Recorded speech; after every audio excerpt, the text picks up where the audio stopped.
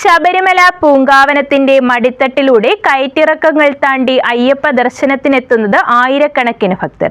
പെരിയാർ വന്യജീവി സങ്കേതത്തിൽ ഉൾപ്പെടുന്ന പരമ്പരാഗത കാനനപാതയിലൂടെയുള്ള യാത്ര അനുഭൂതിദായകമാണെന്ന് ഇതുവഴി എത്തുന്നവർ പറയുന്നു.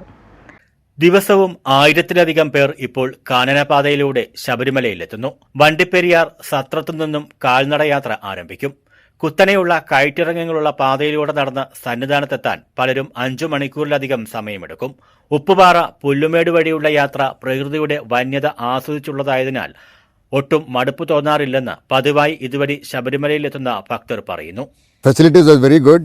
We got some good water at the Uppupara. Bathroom facilities are very good.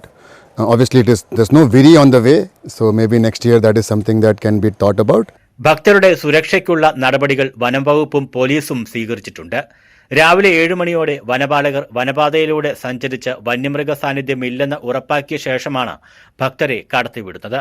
13 kilometre ദൂരമുള്ള പാതയിൽ വൈദ്യുത വിളക്കുകളും കുടിവെള്ള സൗകര്യങ്ങളും ഒരുക്കിയിട്ടുണ്ട്. സത്രത്തു നിന്നും ഓരോ സംഘത്തിനും ആളുകളുടെ എണ്ണം രേഖപ്പെടുത്തിയ ടോക്കൺ നൽകിയാണ് കടത്തിവിടുന്നത്. സന്നിധാനത്തിന് സമീപം പാണ്ടിത്താവളത്തുള്ള അവസാന ചെക്ക് പോസ്റ്റിലെത്തുന്നതുവരെ ഓരോ ചെക്ക് പോസ്റ്റും കടക്കുമ്പോൾ ഈ ടോക്കൺ നോക്കി എല്ലാവരും സുരക്ഷിതരായി കടന്നുപോയെന്ന് ഉറപ്പാക്കും. ഉച്ചയ്ക്ക് 1 മണിവരെ മാത്രമേ സത്രത്തു നിന്നും ഭക്തരെ കടത്തിവിടൂ. അവസാന ആളും പോന്നുകഴിഞ്ഞ വനംവകുപ്പ് ഉദ്യോഗസ്ഥർ പിന്നാലെ സഞ്ചരിച്ച് ഭക്തർ സുരക്ഷിതമായി കടന്നുപോയെന്ന് ഉറപ്പാക്കും. സന്നിധാനത്തു നിന്ന് സത്രം ഭാഗത്തേക്ക് രാവിലെ 11 മണിവരെ മാത്രമേ ഭക്തരെ കടത്തിവിടൂ. ഇടയ്ക്ക് എവിടെയെങ്കിലും വെച്ച് ശാരീരിക അസ്വാസ്ഥ്യമുണ്ടായാൽ NDRF സംഘമെത്തി അവരെ ആശുപത്രിയിലേക്ക് മാറ്റുന്നത് അടക്കമുള്ള കാര്യങ്ങൾ ചെയ്യും. ഉപ്പുപാതയിൽ ആംബുലൻസ് സൗകര്യമടക്കം മെഡിക്കൽ സംഘവും സജ്ജമാണ്. News bureau, Sannidhanam.